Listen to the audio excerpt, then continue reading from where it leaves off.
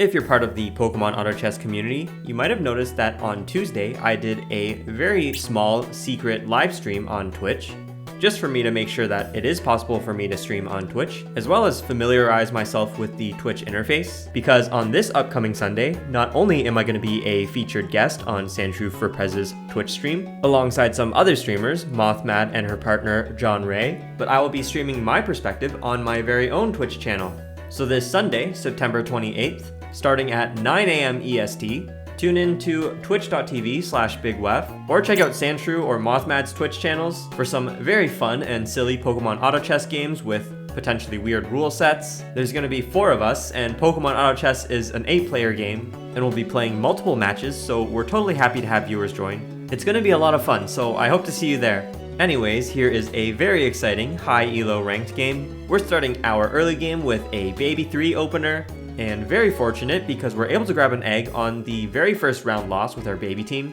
Each baby has a 10% chance of getting you an egg outright, and if you're not able to find an egg, that egg percent chance is going to stack up and carry over into the next round. Anyways, the egg that I got contains an Axew, which can be pretty tricky to use, and overall I don't find it too strong of a unit, but there's definitely a lot of cool things you can do with it, so I'll keep it in my mind. For my first ad pick, I don't really know what I want for items, but I do want to make sure that I can beat Gyarados, since Gyarados can definitely be a challenge if you're running a lose streak oriented team in the early game, and Ghost 2 synergy can be a very big help in terms of taking down Gyarados, so we'll keep it on our bench as we continue to roll with our babies. We'll lose yet another round, but we don't get another egg, that's okay, and we'll continue along building up our reserve money, as well as our loss streak, which is going to continue for another round as we lose to this team.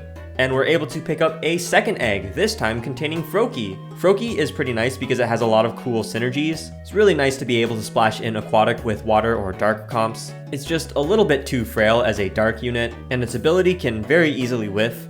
But hey, worst case scenario, this egg is just 2 free gold. But we'll continue along here, doing a baby versus baby fight. This is actually very important. We actually want to lose this fight because we want to keep our loss streak going. But having another player's baby team win against me, that's going to interrupt their loss streak, as well as get rid of any built up egg chance. And despite their team positioned a little bit more awkwardly than mine, their second Pichu is just way more useful than my Sinistea, and by losing this fight, we're actually able to come out on top. Now in the next round, I'm starting to think a lot more with my ad picks. There's a lot of teams you can build around Axew, but the main thing you need is dragons. None of these ad picks are dragons, but I do see a bunch of fossil units being added, including Tyrunt, so my eyes start lighting up towards a fossil Haxorus. And aside from the old Amber, some of the best items that you can put on a Haxorus are a Fluffy Tail, in order to negate the confusion that it inflicts upon itself when it uses its ability, and then you can take that one step further with a Flame Orb, which greatly increases its attack, and the burning effect of the Flame Orb is negated by that Fluffy Tail. So I end up grabbing a Lokix with a Heart Scale, which brings me to a single charcoal away from that Flame Orb, and in the next fight we'll lose to a very strong looking ground team. That's a lot of evolutions and strong items to have for your ground team at this time, so even though I'm happy to lose to this team right now, I can already tell that this ground team is something to look out for if their fortune continues, but that's just something we'll have to keep on our mind as we move on to Gyarados. But first things first, I'm going to do an Artificial 2 synergy check, and my Artificial 2 item is Toxic Orb, which is pretty much Flame Orb, but it poisons instead of burns, and it gives slightly less useful stats when compared to Flame Orb, but it does give poison synergy, but overall it still works really well with Fluffy Tail and Axew. And now I have this weird poison angle that I could work with, especially with Skrelp being added in this game. We can also quickly mention that I was able to get one final egg, Tepig. Probably not going to be useful for me, but it's free money. And in terms of portals, I would love to grab a Dragon Portal, but I don't really have time to force anything during this Gyarados phase, so we'll just throw in our temporary Ghosts, and we've also got Artificial active to make use of that Toxic Orb. And if I'm not able to find a Dragon Portal, I've got some nice Artificial backing right here. Steel is another potential option that can beat ground teams, which also has good overlap with Artificial, and even some overlap with Dragons. Regardless, for beating Gyarados, we get a Fossil Stone, and now I'm leaning back towards the original plan with Dragon Fossil, and luckily for me, there is a Dragon Portal. But unfortunately for me, someone else grabs the dragon portal, and the artificial portal that I decided to skip also gets taken away, so I'm left with 3 options. Well, technically 4 with not taking any portal, but ultimately I decide to head into the portal with the steel symbol because there is potential overlap with steel and artificial as well as dragons, and I get a not great selection of unique picks. We've got a steel grass ghost pick in Delmise. Everything else doesn't really fit with our team and is not worth pivoting into, so we'll take this tanky frontline steel ghost unit. We've got a lot of excess money, so we can do some last second team adjustments. And I ultimately end up with a Steel 4 Ghost 2 Artificial 2 team. No idea what our team is going to look like in the long run, but because we are in last place with the lowest amount of HP, and because we don't really have a clear direction, we really need to figure out something quickly. And despite Steel's true damage dealing synergy being a natural counter to ground, our unit power just really doesn't compare to this ground team. Yet another ground team with evolutions and strong items, and I get taken out pretty quickly here. We'll continue along with yet another ad pick. And this Carbink is great because it comes with a charcoal, which is what I need to make that flame orb. Now I'm running the double orb fluffy tail strategy on my Axu. No clue what I'm gonna do with my toxic orb or Delmise if I do go that fossil old amber route, but for now, after seeing that second ground team, I'm definitely leaning more towards steel, and we can always sell our Axu if it doesn't end up fitting our team. We'll also make an aqua egg, kind of just a desperate item for stabilization reasons, and as much as I'd like to hold on to those waters and see what else I can make with them, I don't really have the time or health for that anymore, so let's cook up a tea egg and take on a fighting team, which is yet another team that loses to steel. At least in theory it should, because fighting is all about blocking damage, but steel does true damage. Unfortunately, once again, we're just way too weak, and even though our synergy is good against fighting, it's going to be yet another rather pathetic loss here. At least I have carousel priority, and steel teams really like magnets, but unfortunately there are no magnets here, so I guess I'll have to settle for a charcoal, which also gets taken, so I end up grabbing a heart scale. Because at least with the heart scale, I can combine that with my twisted spoon and make myself a lucky egg. Now honestly, this isn't the greatest item, especially not for steel, but it does have some pretty cool use on defensive ghost units, not only increasing their defense stat by a pretty good amount, but the increased luck also results in improved dodge chance. And while this round does give me the opportunity to evolve myself a Magneton, I don't really think Magnemite is going to make my late game team, and I'm actually more interested in getting Ghost 4 active. Ghost 4 is very nice in the mid game because it really cripples a lot of carries. At this point in the game, most teams are relying on just one primary damage dealer, and being able to reduce attack as well as inflict paralysis can be very crippling for a lot of units. We'll see this in action against a light electric Morpeko team. Morpeko is one of these super strong unique Pokemon that's pretty much worth picking up every time you see it. Is our Ghost 4 curse going to be able to overtake it? Well, the answer is no. Once its muscle band gets stacked up and it's healing with its shell bell, even through the paralysis, it just outdamages my entire team alone. At this point, it's really looking bad for me. We're just a few rounds loss away from being knocked out at 8th place, and our team doesn't really have any significant power spikes in sight. I'm really hoping for a nice artificial 4 item, because we do have a 4th artificial unit locked in the shop, as well as an evolution with Poltegeist. And our artificial 4 item is Tiny Mushroom. If you don't have space for a bug unit, this item kinda sucks. It does have extremely high potential, but overall it only provides bug synergy and no other stats. In fact, if the holder of the Tiny Mushroom does get cloned, both the holder and its clone will have half HP. So ideally you would want the holder to just provide a bug synergy bump while another bug unit is cloned, but that's kinda hard to do when you don't have space for a bug unit, and also not having enough items to make that work. So we'll just have to stumble ahead, take on this dark team that has a nick at stealing our items. And considering this is the player in first place, hello Sandshrew, who hasn't dropped any rounds since the early game, just when you thought my health couldn't get any lower, oh, you have no idea, my friends, you have no idea. Alright, finally, our Axu evolves into Fracture. It seems like it took way longer than it usually does, but no, this is normal. But yeah, Fracture is a much needed evolution, even if we don't know that we're going to be keeping it in the late game. But here we go, let's take down Mewtwo and Mew. It would be funny if my team was so weak that it lost to even Mewtwo and Mew, but Ghost 4 is pretty much a guaranteed win against this, so there's not going to be any shame and embarrassment here. We're able to get ourselves a Magnet, which is very nice. But then our next selection is a little bit awkward. there is an angle where I grab the Fossil Stone and give myself Electric 3, and as nice as Electric 3 is, using up 4 whole item components just to get that effect on 3 Pokemon is not the most impactful thing. Plus, I could still get Electric 3 without a second Fossil Stone. I instead decide to make myself a Muscle Band alongside 1 Electric Stone. The Muscle Band is going to go on my tanky Dhelmise, and the Electric Stone has to go on my Varoom, which is already holding a magnet. I previously gave Varoom a magnet so that I could beat Gyarados, and I've just not been able to find a second Varoom to replace it with and repurpose that magnet, and now we're out of time, so here is our next matchup against another Dark team. They've got a Mega Sableye with Room Protect, negating a lot of our curses, but with my Fracture actually being able to survive a fight to attack more than once, my Fracture is actually able to take down that Mega Sableye before it gets targeted, and Dhelmise did a pretty good job taking on a lot of pressure from my opponent's Pokemon. Eventually, it comes down to 2 of my weak units against a Florigato, but my 2 weak units, aided by those Ghost Curses, are actually able to win me this fight. So that's going to be the first round that I've won in the entire game, at least versus another player, which is pretty crazy. But that's finally going to mark the end of our loss streak, which I've been trying to end for a very long time now. I spend gold to get to level 8, and I grab myself a Venipede. Venipede is a pretty strong late game bug Pokemon, and it even gives me Poison 3 synergy. I would love to clone it for the upcoming fight, but I've got a bit of an issue where no matter where I put my Tiny Mushroom, since I can't really put any items on Venipede, it's not really possible for my Tiny Mushroom Pokemon to not be cloned. So my best option is an impactful backline unit, so that's going to be my Poltegeist.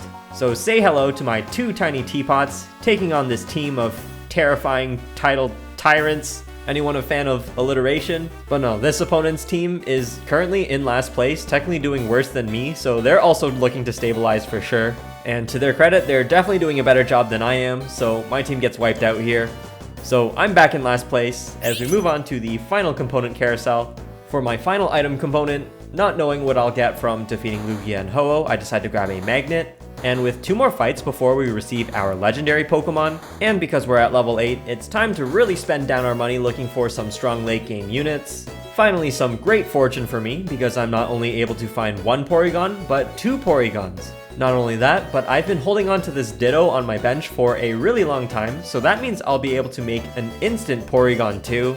Unfortunately, that does mean we'll have to sell off our Fracture, and to be honest, I can't really thank it that much for its service. I mean, I guess it did kind of win me 1 fight, but I certainly would have liked at least 1 more on top of that. Regardless, take a look at this absolutely stacked Porygon 2. Since we're not able to clone our Venipede, we're going to drop Bug 2 and Poison 3 in favor of Artificial 6. That's going to make our artificial Pokemon even stronger and get us a 3rd item in Air Balloon, which is pretty nice. It gives Flying Synergy and a nice boost in speed, but most importantly, it gives Dodge Chance, which is really funny to stack up with Ghost and Lucky Egg. In this fight, my Dhelmise at one point actually dodges like 5 attacks in a row, which is pretty funny. And with our absolutely cracked Porygon 2, our super dodgy, true damage dealing Dhelmise, and even our Teapot topping up our team in terms of health, that was a very commanding victory. Now in the next preparation phase, nothing really happens, so let's talk about Porygon. Porygon has this really cool effect where it can copy your opponent's highest synergy, and while that can be pretty useless, like for example against a ground team, Porygon really isn't gaining anything unless you happen to have a lot of dug holes. I mean, I do have a few holes on my board, but they're not really in a good position for Porygon. But honestly, at this point in the game, we're probably not going to be too worried about the ground team, especially if we can get Steel 6 up. But the main thing to note is that there are a lot of dark players in this game, and our Porygon gaining a huge amount of crit chance and crit power. With its double orb tripled attack stat, it's going to be doing insane amounts of damage with critical hits. We'll see that when it happens, but for now, here's another ground team. And once again, our Porygon is just doing so much damage, even without any bonus synergies from our opponent's team. Another pretty comfortable victory as we lock a Metang in our shop alongside another Ditto. We will evolve it in the next round, as well as keep that Ditto locked. It's time to take on Lugia and Ho-Oh, and let's think about what would be our best legendary.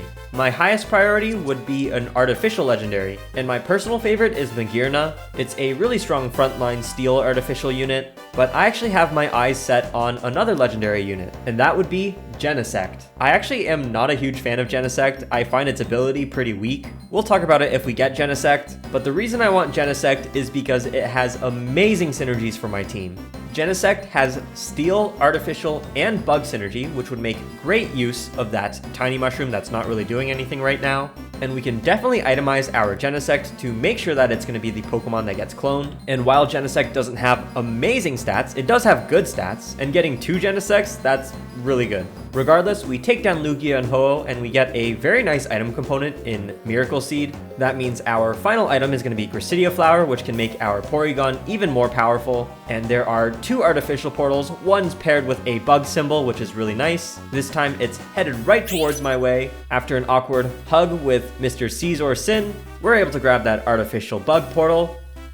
And there it is, the Genesect that we've been looking for. Christmas came early because we're getting exactly what we wanted. Let's grab that guy, and it's time to replace one of our artificial units. Ultimately, I decide to give up on my Poltegeist.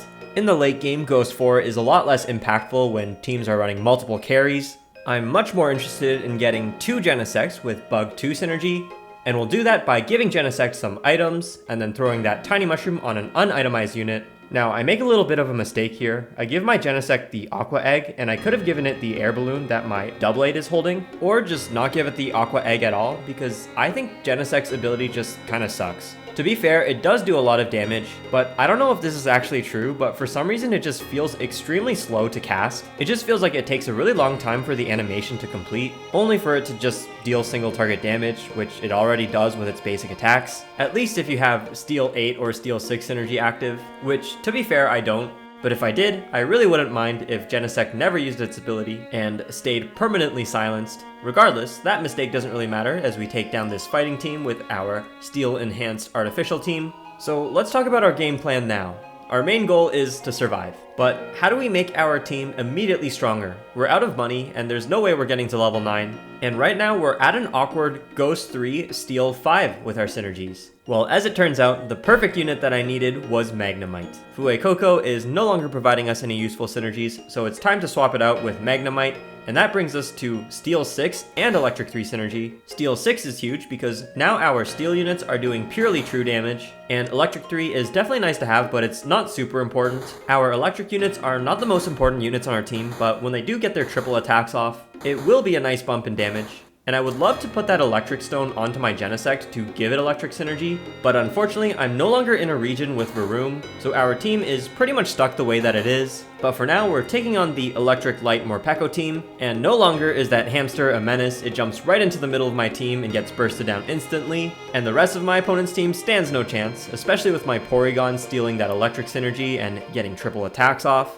Yet another pretty comfortable win for me. And with that win, we're no longer in last place, which is very nice.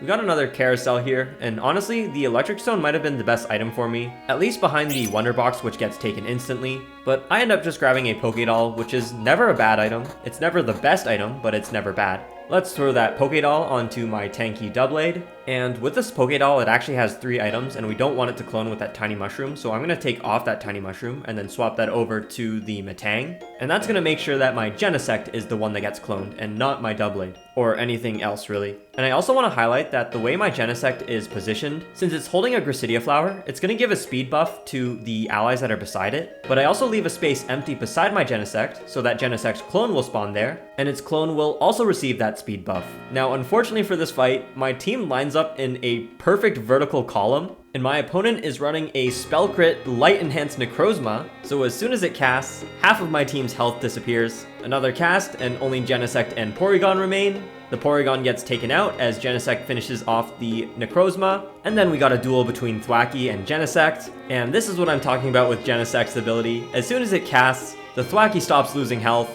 It seems to take so long for that ability to go off, and then we lose the battle. Thankfully, we survive with a measly 6 HP. We're back in last place, but honestly, everyone looks very battered and bruised. Pretty much no one has HP in this game, except for maybe the player in first place, but we know we can beat their fighting team. But regardless, we're going to do the last feasible thing that we can do to make our team stronger, and that's to evolve ourselves a Magneton. Remember when I refused to do that like 10 stages ago?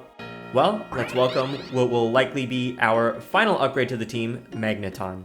Alright, here we go. It's a dark team with a very dangerous looking Darkrai. Our opponent definitely has a lot of damage on their team, but our Dark Enhanced Porygon just kills everything it blinks at. Darkrai gets a devastating cast on our team, but everything important survives and we're able to take it down before it casts again. That's going to keep us alive for another round as other players are starting to drop like flies. By the end of the round, we've made it to top 6 as we take on the legendary birds. After taking them down, I get a very nice item for my Genesect in Red Orb. Its attacks are now going to deal over 100% true damage, with that Red Orb stacking on top of my Steel Synergy. And scouting through the remaining teams of this game, I'm really liking a lot of my matchups. 2 ground players, a fighting player, the dark player that we just beat, and then Sandshrews' team, which while it did beat me last time, I think I can overcome it if I just position a little bit better. But for now, here's a ground team that has yet to find any Rhyhorns. With a high enough monster synergy and lucky targeting, Rhyhorn can actually tear through steel teams, because even though my opponent's team melts through my front line, they buy enough time for our Porygon and 2 Genesects to just plow through the rest of our opponent's team. Honestly, a little bit closer than I would like to see, but we were still able to win with our Genesects pretty healthy, and checking out some of our opponent's boards, the other ground player was able to knock Sandshrew out for us. The ground team I have yet to face definitely looks very scary with a fully dug out board. They also have a good amount of monster synergy but are missing the very crucial Rhyhorn. And the last thing is that they've focused a lot on building rocky helmets, which to my steel units means absolutely nothing. But I suppose if my opponent's Groudon gets lucky, it can outscale my damage output, and it actually does a pretty good job eating up a lot of my units without taking any damage, but it doesn't take long for my Genesect to target it before it devours my Porygon, and with the Groudon out of the way, the rest of my opponent's Pokemon just melt like butter, and that's gonna knock this player out of the game, bringing us to top 4. And then in just a few more seconds, another player gets knocked out. We are top 3. Considering how disastrous our mid-game was, I consider that a win. But the game's not over yet, you never know what could happen. A sudden Rhydon could technically tear through our team, but in this carousel, I am able to find an item that will protect me from a Rhydon execute. I'll grab myself a Shiny Charm, and that's going to go on my Doublade, whose main role is just to be a damage blocking nuisance with its ability, and now it's Shiny Charm. It's also occasionally dodging attacks thanks to its Ghost Synergy and that air balloon. But yeah, I'm really happy with how my team shaped out, and let's watch it take on the Ghost of the fighting player. I really like the way they've built their phalanx with the Fluffy Tail and Deep Sea Tooth. And you can't see it here because I am facing a ghost, but they do have 7 phalanx troopers on their bench. But overall, it doesn't really mean anything to my high damage dealing steel team that just melts through the Fighting Synergy's defenses. It does, however, work very well against the ground team, where the phalanx was not targeted down and is able to get so many stacks from its ability. There are no brakes on this train of little guys and it just plows over the ground, just wiping out the ground player for me. So all that's left now is me and the fighting player, who I just very comfortably beat. But before we get to that, let's just speed through this fight with the legendary beasts. Item doesn't really matter, I'll just grab a second Pokédoll for my front line. And I know I can win this upcoming matchup, and it looks like my opponent does too, because it looks like they have conceded and sold off all their units, except for the phalanx. Truly an MVP for them. But this act of surrender makes for a pretty comical final fight. The commander and its troopers' last stand against my metal machines. GG's to everyone, a huge sigh of relief as I've just done what I thought was impossible, is somehow coming around and placing first with that disastrous mid-game team. Thank you so much for watching. I hope to see you all this Sunday, and if Sunday's already passed when you're watching this, I will see you all in the next game. Take care.